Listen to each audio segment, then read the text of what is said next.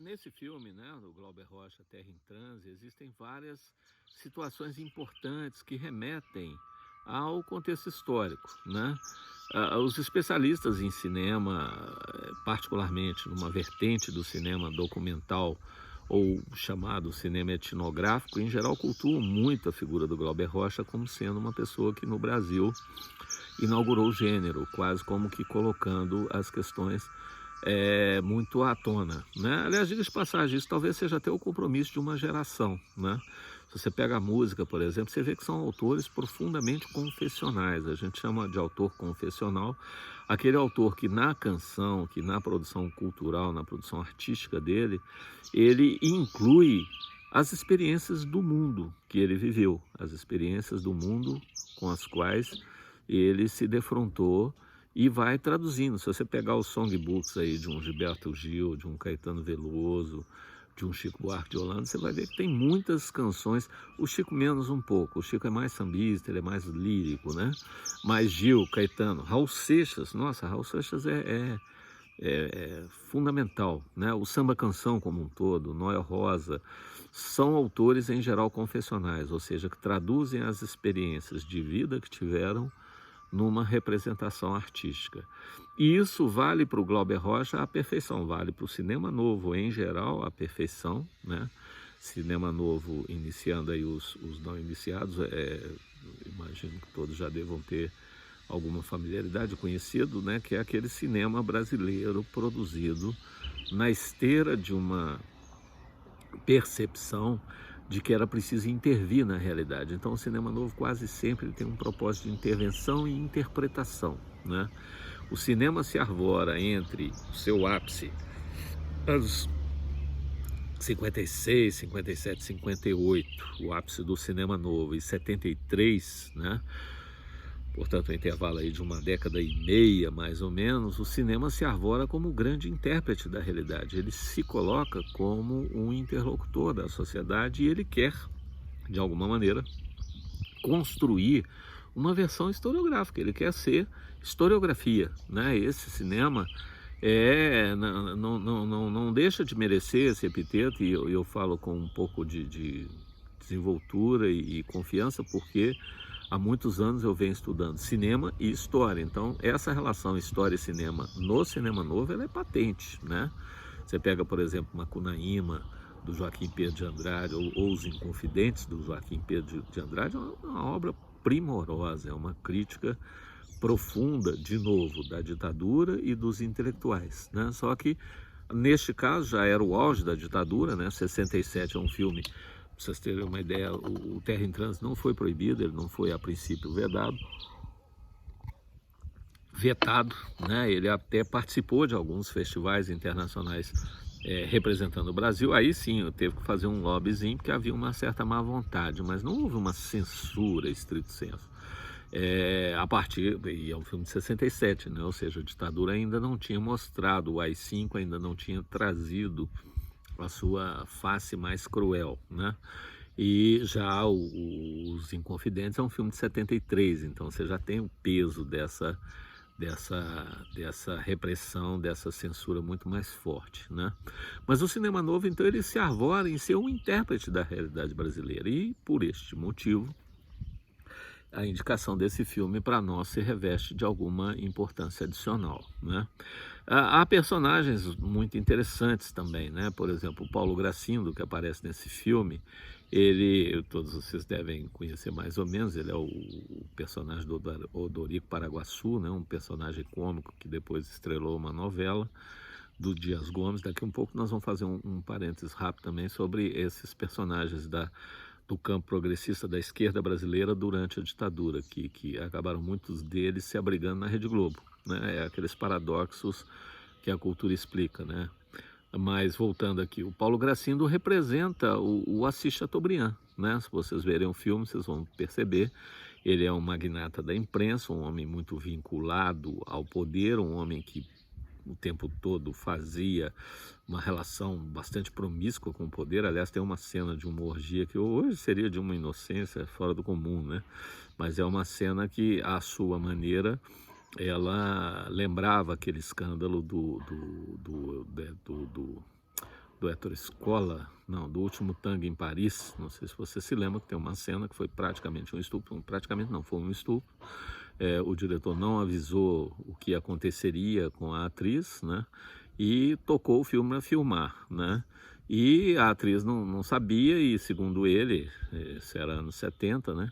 Ele queria um realismo maior, então ela foi surpreendida, né?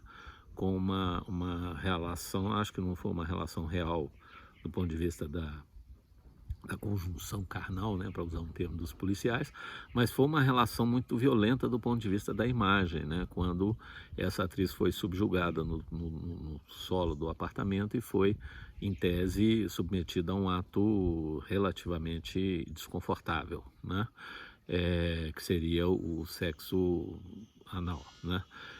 No filme do Glauber não se chega a tanto, mas tem uma cena lá de uma orgia que é aparentemente consentida, que se diz que ele embebedou a equipe toda e falou assim: agora nós vamos fazer um grande making off aqui, nós vamos beber bastante e vamos fazer uma festa aqui bem sacana. E começam lá a trocar carícias, tem uma música, uma cena até muito chata para mim, muito longa, muito, sabe assim, não tem nem conteúdo erótico, né? O mais que tem ali é um selim de duas mulheres e tal, não sei o quê, e que na verdade simbolizava um pouco essa ideia de um ambiente de promiscuidade entre o poder e as pessoas e etc.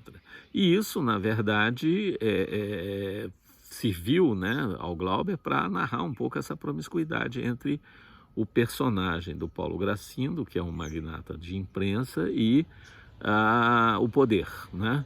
E ele, na verdade, já foi comparado com o Roberto Marinho, mas não é verdade. O Roberto Marinho sempre foi uma pessoa discreta, ele não é... ele claro, tem relações com o poder, ele sempre teve suas preferências políticas, eles têm, os Marinho têm um projeto político claro, é um projeto liberal, conservador, está patente no jornalismo deles, nos programas de entrevista toda hora. A campanha deles contra os servidores públicos é patente, é histórica, é tangível e é longeva, né? A campanha deles contra o Bolsonaro é mais recente, né? Mas não sei que termo vai chegar, mas é uma campanha também que mostra que eles têm um horizonte político, né? Mas, de fato, naquele caso não era o Roberto Marinho, porque ele não tinha essa projeção toda na década de 60. A projeção dele vem dos anos 60 em diante, dos anos 70. Então, naquele momento que o Glauber filma, com certeza é o Assis Chateaubriand que ele está se referindo, né? E, no fundo, é um personagem também importante, porque o Assis Chateaubriand, além de ser a melhor biografia, a mais bem escrita biografia do Brasil contemporâneo, que eu já indiquei na bibliografia de vocês, que é a do Fernando Moraes, que aliás é uma biografia interessantíssima para você percorrer toda a história do Brasil, porque ele, Assis Chateaubriand, sempre fez questão de ser um protagonista importante da história, né? É uma história que também narra um pouquinho do nascimento da televisão, no qual ele foi um pioneiro. Ele trouxe a TV para o Brasil quando ninguém acreditava nessa mídia, e ele foi, num certo sentido, traduzindo essa vivência. Então é um filme, desse ponto de vista, muito interessante, porque ele traz esses personagens representados na versão cinematográfica, mas que são personagens do mundo real e que, portanto, eles se prestam a nos fazer pensar sobre o mundo real, né? É um desfile de protagonistas muito interessante, né? Uma coisa a chamar a atenção, né, é perceber, por exemplo, o papel das protagonistas femininas no filme, que é a melhor expressão dos limites do nosso processo de emancipação da mulher nos anos 60, né? Ainda havia um longo percurso a se percorrer, ainda havia muito, as mulheres haviam muito o que conquistar para conseguir manter uma posição importante, não obstante a existência, óbvio, de grandes protagonistas, de protagonismos domésticos e cotidianos que nunca podem ser ignorados, mas em termos de grandes movimentos, de grandes personalidades, né? Nós tínhamos tido ali a Carlota de Macedo Soares, nós tínhamos tido, né, a Berta Lutz, que são protagonistas importantes do feminismo brasileiro, mas que, num certo sentido, ou da afirmação da mulher, nem chamaria a Carlota de feminista não, mas a afirmação da mulher, né?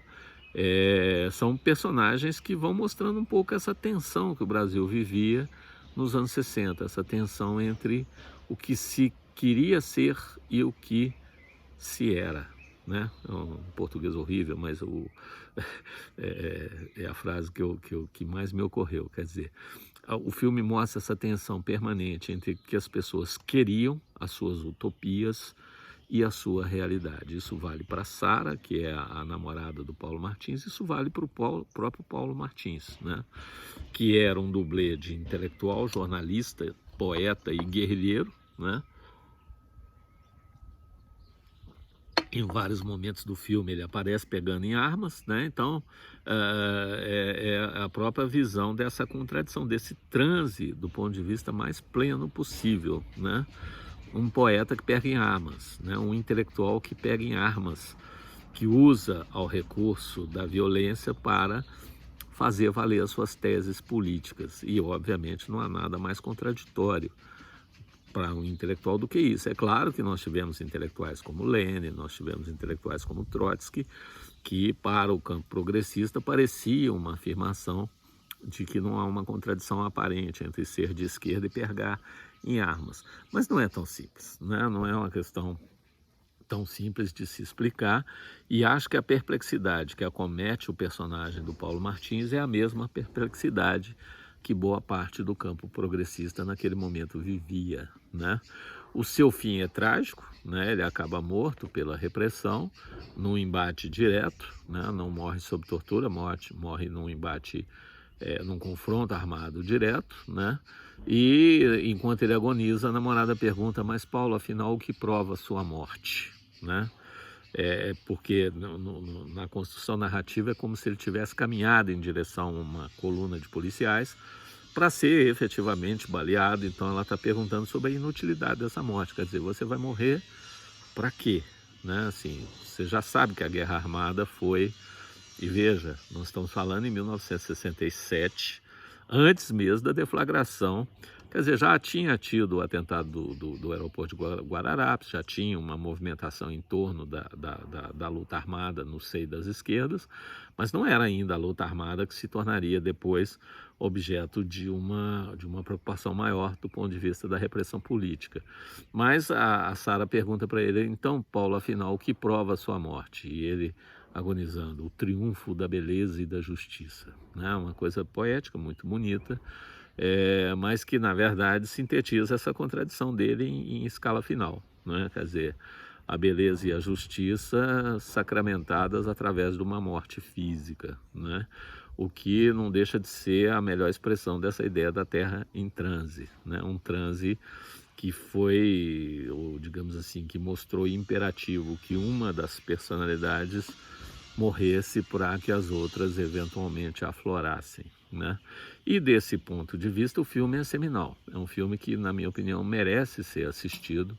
Eu advirto que é um filme denso, é um filme chato, é um filme que em alguns momentos vai ter falas desconexas, porque isso é próprio da narrativa da Nouvelle Vague. Começou com Godard, seguiu com Glauber Rocha, mas é um filme que vale a pena ser assistido para interpretar o Brasil daquele momento, o Brasil pós-64, o Brasil pós-golpe, o Brasil que não conseguiu se reerguer depois de um golpe militar que se dizia que não aconteceria, que se dizia que seria tirado de letra, né?